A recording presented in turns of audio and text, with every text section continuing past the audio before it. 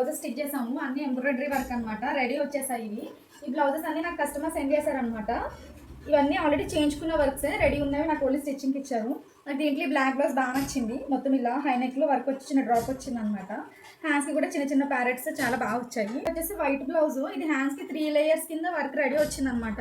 ఇది మనం ఇలా స్టిచ్ చేసాము 3 లేయర్స్ కింద. బ్యాక్ ఇలా రౌండ్ నెక్లో వర్క్ వచ్చింది. దీనికి ఇలా మల్టీ కలర్ టాజిల్స్ అయితే పెట్టాము మ్యాచింగ్.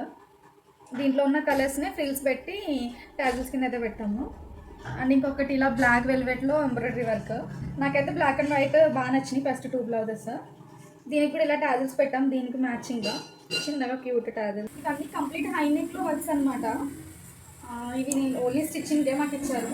ఇవి ప్రిన్సెస్ కట్లో ఫ్రంట్ షేప్ బెల్ట్ పెట్టి అయితే చేసాము అన్ని బ్లౌజెస్కి.